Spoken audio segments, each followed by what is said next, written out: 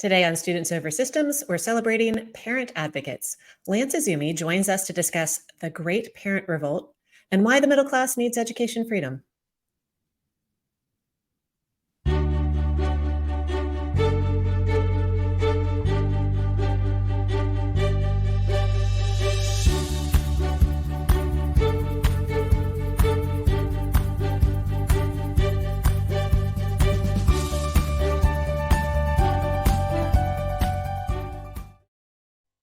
Welcome, Students Over Systems, a podcast that celebrates education freedom. I'm your host, Jenny Gentles.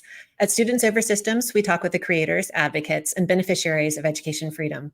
On today's episode, we're focusing on why middle-class families need school choice. For this important conversation, we're joined by Dr. Lance Izumi, Senior Director of the Pacific Research Institute's Center for Education. He's the former two-term president of the Board of Governors of the California Community Colleges, and he's written numerous books, including Not as Good as You Think, Why the Middle Class Needs School Choice, The Homeschool Boom, and more recently, The Great Parent Revolt. Lance, thank you so much for joining us. Well, Jenny, thank you so much for having me. It's a real pleasure to be on your show. I really look forward to being able to have a really great discussion with you today. Well, let's step aside from education freedom, school choice, our favorite topic here at Students Over Systems, and talk about some things that are happening in California. I am very much aware of the fact that what happens in California does not stay in California. It's the largest education market with, I think, like 6 million K-12 public school students. So when you all, and you're based in California still, yes? Yes, that's correct. When you all pass or adopt a math framework, a 1,000-page math framework, it impacts not just the California students, but likely will impact students around the country. Tell us what's going on with the California math framework. Well, there are lots of things that are problematic with California. One of them is this California math framework that has just been adopted by the California State Board of Education. And as you mentioned, Ginny, it's one of those things when California catches a cold, the rest of the country gets it, And so I think that, people may not be seeing some of the things that are happening in California right now in their states, but they have to be cognizant of what's happening in California, because what happens here will usually spread like a virus, unfortunately, to the other parts of the country. In this California math curriculum framework, there are two real big problems with this thing. First of all, there are lots of woke social justice aspects to this framework. We think of math as being one of the subjects that should be immune from this infusion of social justice, DEI, all the CRT, all these other types of race-based ideologies that are infecting our classrooms. But unfortunately, if you look at our California math framework that has just been adopted, there's been a lot of injection of social justice into that into the curriculum. A lot of it involves like how you might address word problems, that you can have an addition problem, but have a very woke social justice oriented word problem. And so, how many policemen beat up so many, X, Y, and Z, that sort of thing. But the other thing that's actually more problematic than the woke stuff, at least in terms of the obvious social justice oriented problems that may be coming down the pike, is the fact that in the name of equity, and this is the important thing for your listeners to understand, is that equity is being used as the bludgeon to change really how math is delivered in our state. Equity, for your listeners, is different from equality. Equity means the same results for all students, regardless of their talents and their abilities. Whereas equality means everybody gets the same opportunity to succeed based upon their talents and abilities. And so in the name of equity, what has happened in California is there's been a reduction in the rigor of California's math curriculum. And so what you're going to have is algebra, for example, being taught to almost all kids in the 9th grade instead of the 8th grade, which means that these kids in California will not, in most cases, be able to get to calculus by their senior year in high school. And why is that? Why would you want to prevent kids, especially those who have talent for mathematics, have the ability, have the incentive to want to do well in mathematics, from reaching calculus in the 12th grade, especially when it is often a requirement for selective universities. And so why would you want to do that? Well, that's in the name of equity. Because you don't want to have some kids doing better or outpacing other kids, that you're all going to homogenize these kids into a kind of a lowest common denominator whole, and therefore they're all going to end up getting to the 12th grade, basically having taken all the same classes, even if some of those kids could have advanced at a much greater pace had they been given the opportunity. And I think that what's going to happen is that this is especially going to affect kids who are minority kids who are in low income areas, because they were the ones who have historically been the victims of the bigotry of low expectations.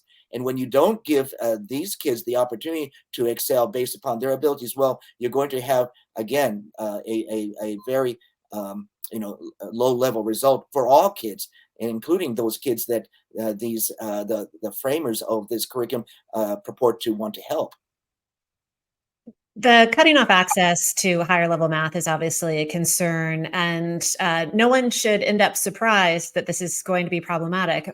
You had written, I believe, last year that an open letter was sent by California math and professors indicating that, a warning that students will be unprepared for STEM and quantitative majors. So that's more than 400 math and science academics from California colleges and universities sent this open letter pointing out the key deficiencies of this framework. So the higher education system is aware that there's going to be a problem, and they warn the state board. This framework's been adopted, and we'll see how it plays out. Things aren't great when it comes to math in California to start with, though, right? You all aren't exactly top of the states with your math results. It's actually horrendous. I mean, if you look at our math results on whichever test you want to look at, our state test or on the National Assessment for Educational Progress, the NAEP test, which is often referred to as the nation's report card, California's math results are horrendous. And you have it doesn't really matter which group you look at. I mean, if you look, people assume that, well, the reason why California's math results are poor is because we have a large percentage of kids who are minority or low income in this state. And while that is true, it's if you look at all economic groups in this state, you have large groups of kids who are not proficient in mathematics. You have kids who are middle class kids, kids who are more from affluent families, and yet they are not proficient in mathematics according to these various exams. In fact, you have the half or more of kids who are not low income, who are middle class kids, who are not proficient in mathematics, especially at the 8th grade level, which is really the grade level that you want to look at, because that's the level where kids are going to be getting into the more difficult mathematics subjects, and which would determine whether they get into college or not. And so when you look at our math results, yes, we have very low results, low proficiency levels for kids who are low income, various minority groups. But again, it's overall, you have whether it's socioeconomic groups or ethnic groups, the lack of mathematics proficiency has infected every one of these groups. Mm-hmm. Let's pivot and talk about some good news. You wrote, in the midst of widespread school closures, which was, of course, bad news, the 2021 book, The Homeschool Boom, Pandemic Policies and Possibilities. So tell us why parents at that time and now as well are choosing to homeschool their children. Well, I think that there are a lot of reasons why parents are choosing to homeschool their kids. I mean, yes, we did see during the pandemic a huge uptick in the number of kids who are being homeschooled. I mean, you saw, for example, based upon U.S. Census Bureau data, that the proportion of families in this country that decided to homeschool their kids doubled in the first year of the pandemic. And so it went from 5% of the population families to 11%. And it was even more in some of the ethnic subgroups. So, for example, African Americans, you saw a quintupling of the number or proportion of African American kids who were being homeschooled, going from 3% of families to an amazing 16% of African American families who are homeschooling their kids. Similarly amongst Latino families, more than doubled the proportion of families in the Latino community who are homeschooling their kids. So you had a huge increase in the number of kids who are being homeschooled, not just in certain segments, but amongst all segments of society here in America. And I think, people assume that the reason is simply because the regular public schools had been so bad when it came to actually implementing education during the COVID pandemic. The distance learning programs were, in many cases, implemented in a half, in a very poorly implemented way. And, the teachers, the administrators were not familiar with the way to implement these systems. And therefore, you had kids who were basically failing because of the inability of the schools to be able to implement a efficient and effective distance learning regime during the COVID pandemic. You also had the various mandates that a lot of families were concerned with: mask mandates, vaccine mandates.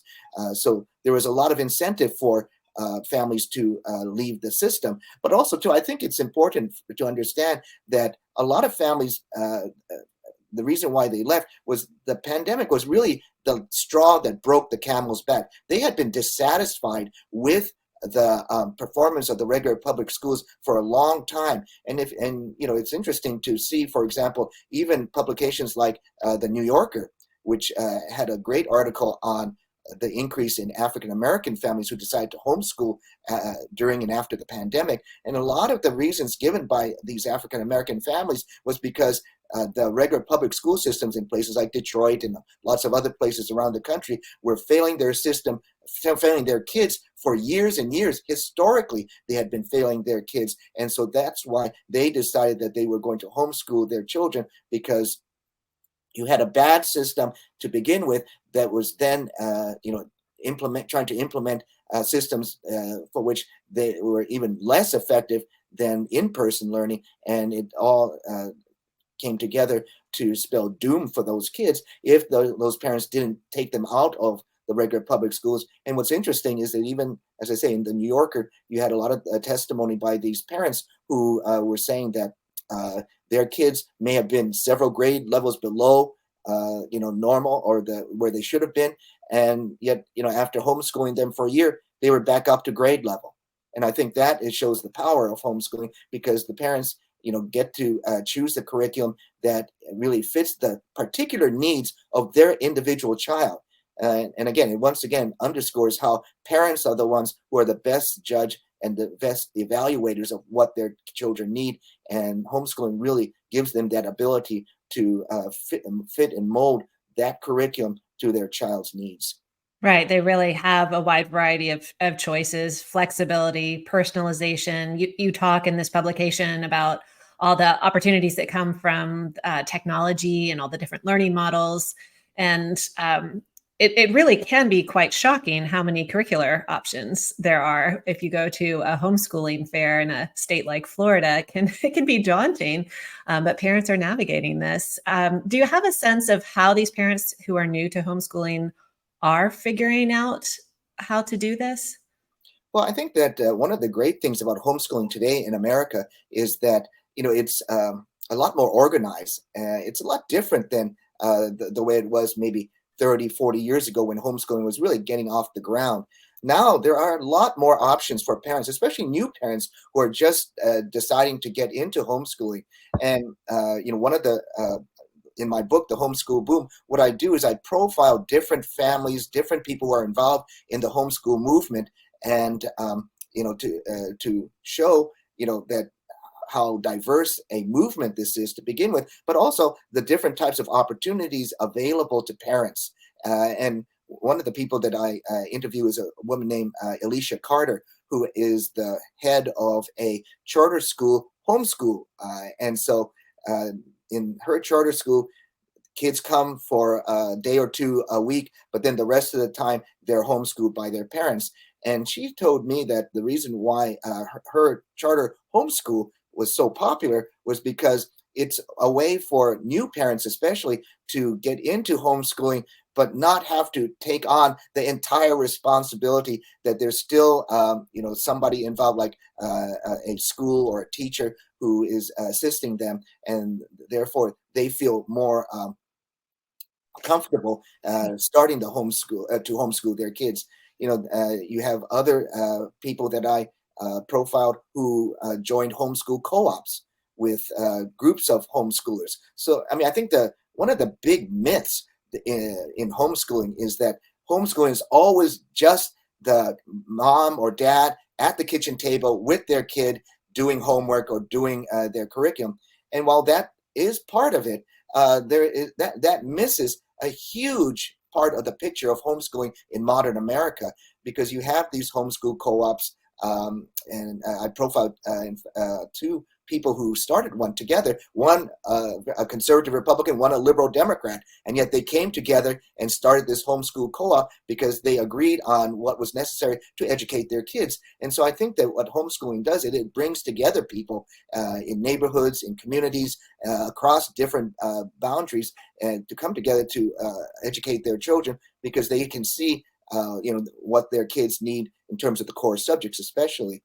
And I think that when you look at co-ops, you charter homeschools, you have micro schools, you have a lot of different types of curricula available to kids. You mentioned, alluded to that, Jenny, that there's lots of choices available to parents.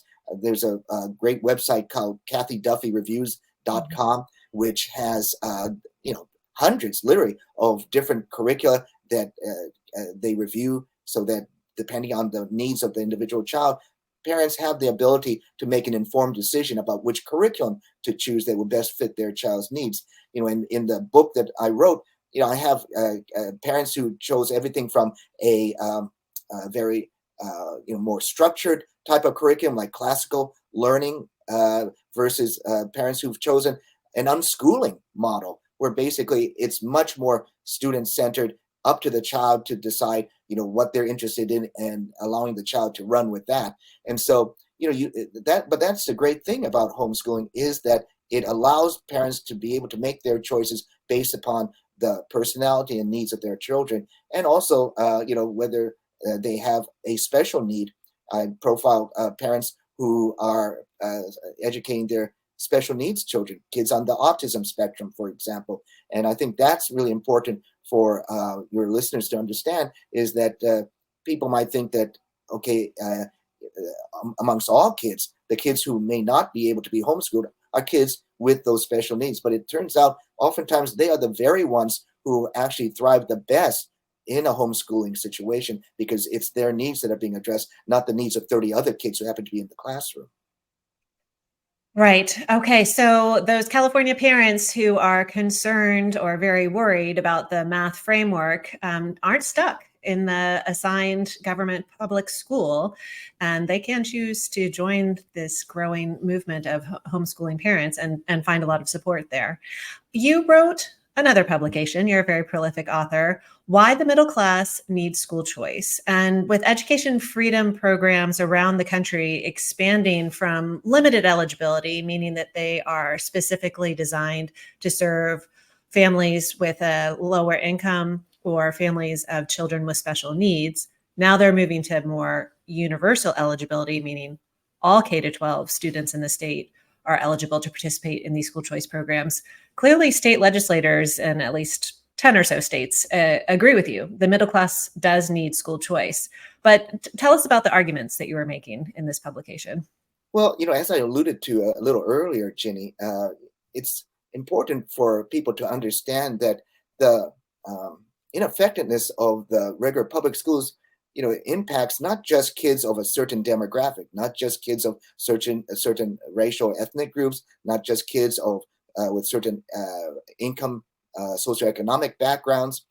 impacts everybody. I mean, one of the things that I did in my book, Not As Good As You Think, Why the Middle Class Needs School Choice, is because to burst the myth that just because you might live in a leafy suburb, your school may be beautiful looking, the football team may have a great record, but beyond, if you get past that kind of Potemkin village facade, what you find inside is that the same types of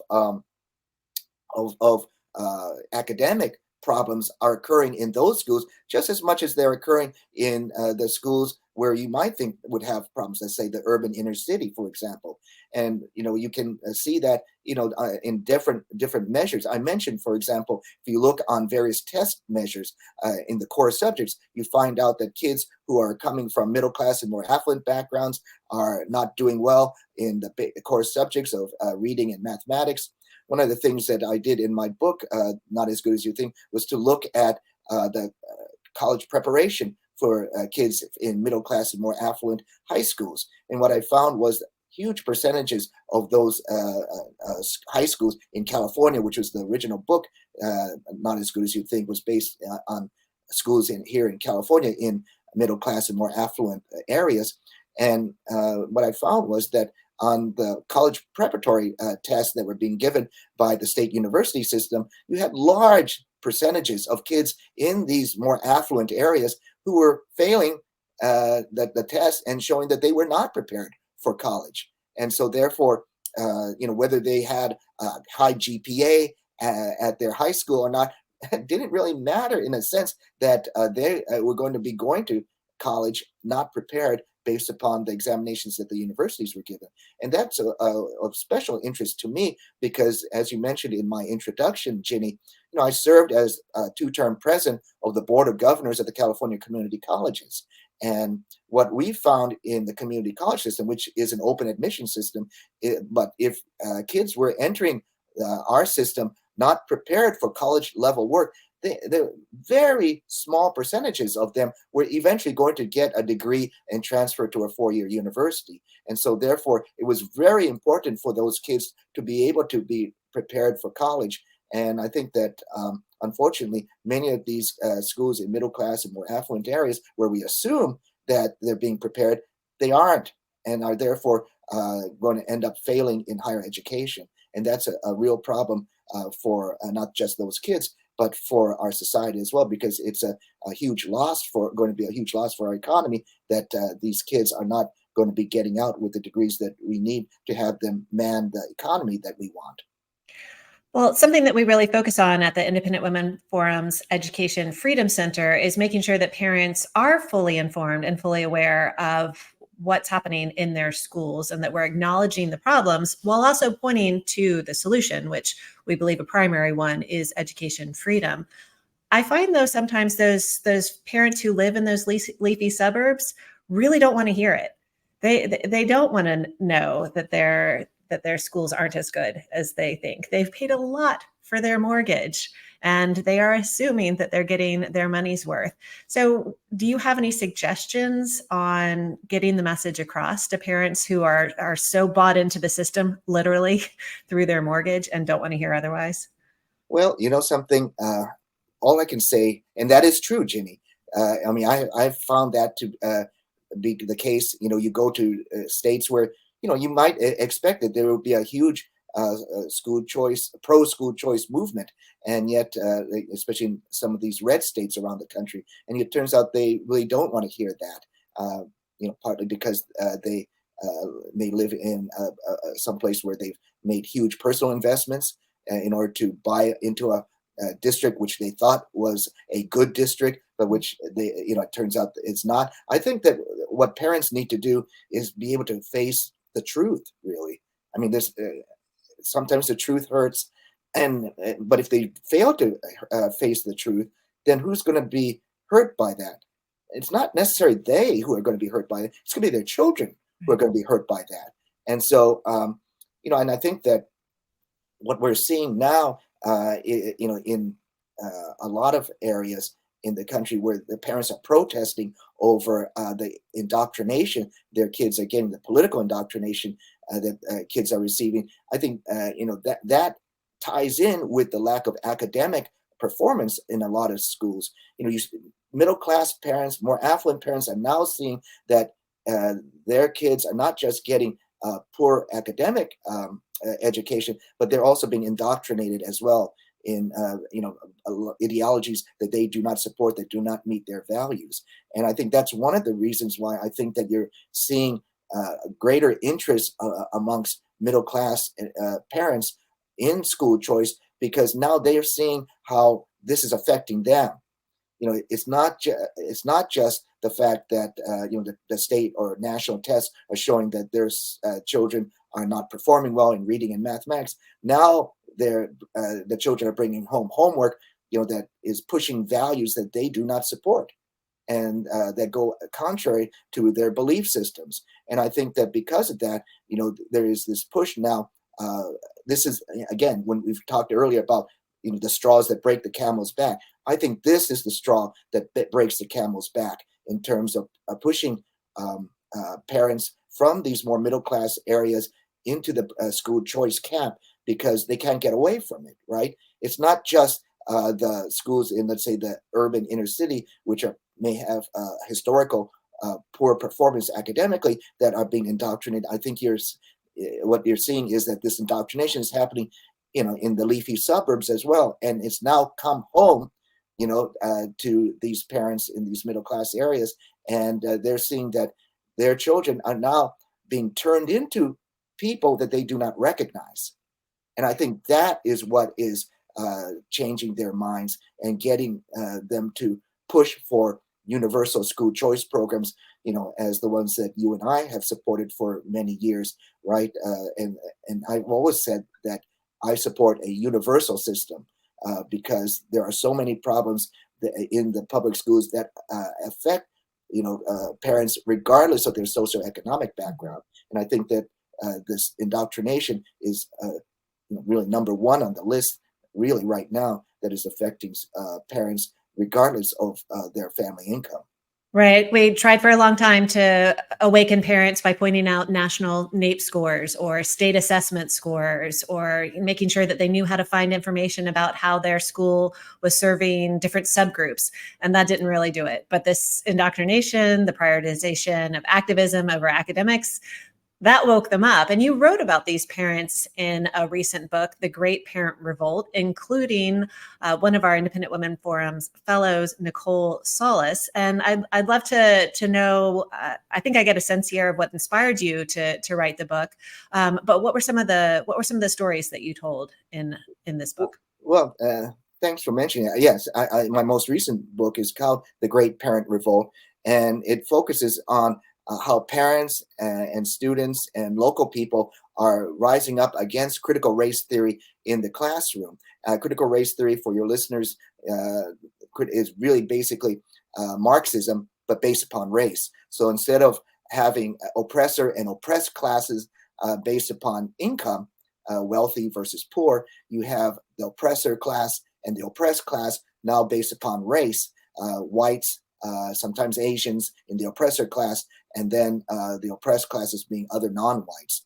And so the thing that we did in this book was to profile people who were fighting that indoctrination that is going on in the classroom. We had a student, for example, in California, who we profiled, who talked about how in a class on leadership, he was made to stand in a privilege walk line. And so the students were lined up and shoulder to shoulder, the teacher at the head of the class who would call out privilege traits like I am white, I am male, I am Christian. And every time one of those traits applied to a student, that student would have to take a step out of line and take a step forward. And Joshua, who was the student we profiled, said that, look, we're being singled out for traits where we have no control over it. And why am I made to feel bad, be the focus of negative attention in front of my classmates because I'm the only white male in my class? And so, that's what's going on in the classroom. Then we have people who are fighting against what Joshua is going through. We had Gabs Clark, who is a poor, widowed mother of 5 kids, who is African American, so poor she was living in a cheap motel room. And yet when her son was deprived of a high school diploma because he refused to engage in a critical race theory inspired exercise, she sued in federal court. And even though she was poor, had all of these strikes against her, she sued and was able to get a favorable decision from the school that they turned around 180 degrees, gave her son the diploma, and settled out of court. And so, you have people like that who are rising up despite their difficult situation. You mentioned Nicole Solis, who's associated with Independent Women's Forum. She was worried about the critical race theory curriculum in her daughter's elementary school.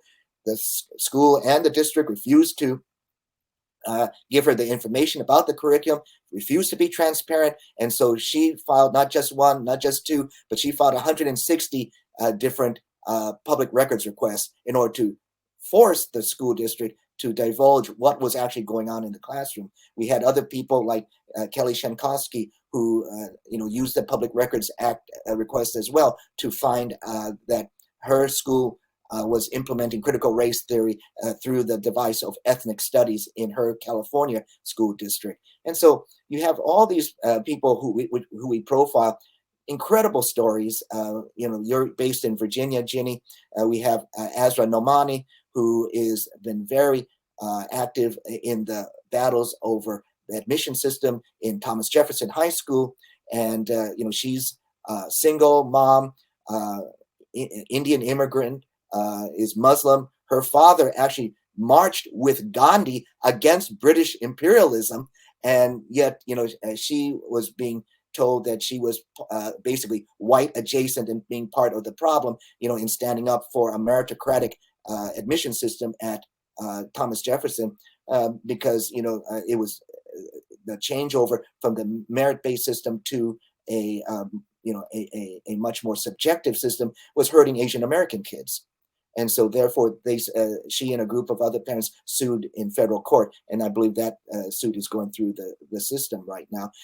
I think the bottom line is that what we want to prevent is something that, and I think one of the most interesting chapters in the book is where we interview Xi Van Fleet, who is also from Virginia. And Xi Van Fleet is an immigrant from China, and she actually survived Mao Zedong's murderous cultural revolution in communist China, which killed 1 to 2 million people, ordinary Chinese people.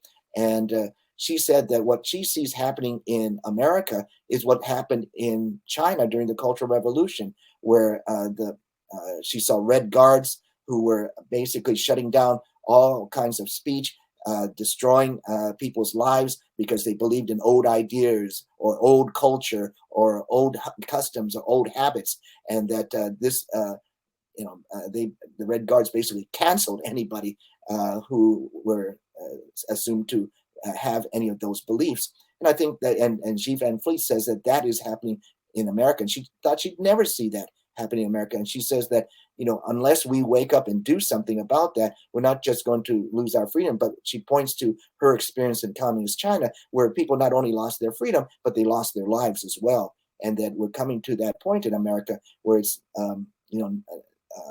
not out of the realm of possibility where those sorts of things can be envisioned.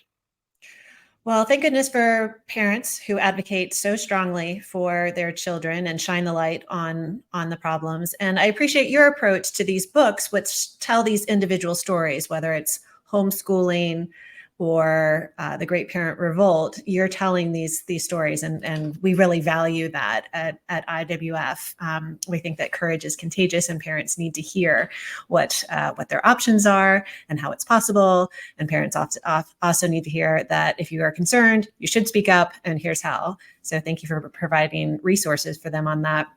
As we wrap up, let's return to my favorite subject. I think it's one of yours as well, and that's education freedom. We ask each of our guests to tackle the school choice myth that bothers you the most. Well, I think that the myth that really irritates me, and it's one of the things that I really want to focus on in the books that I've been writing, is the myth that school choice is only for certain people, only for parents who of kids who, are very active. They have a great interest in their kids' education, or their kids have certain abilities, and that, they are the ones who school choice, is made for. And basically, it's the kind of myth of cherry picking, that only those kids who have a lot of abilities are the ones who, and their families are the ones that support school choice, when that is absolutely, totally untrue. That is a myth, because when you look at the people who benefit the most by school choice, I look at the hardest cases, and in my books on charter schools, on homeschooling, on the Great Parent Revolt, all of the people a lot of the people I look at are the people who have the most difficult cases. And so, for example, in my book Choosing Diversity, which I wrote a few years ago, which was on model charter schools in the country, one of the schools that I focused on was the New York Autism Charter School. And it was started by two parents who used New York's charter school law to create a school for autistic kids, because the regular public schools weren't providing that type of education.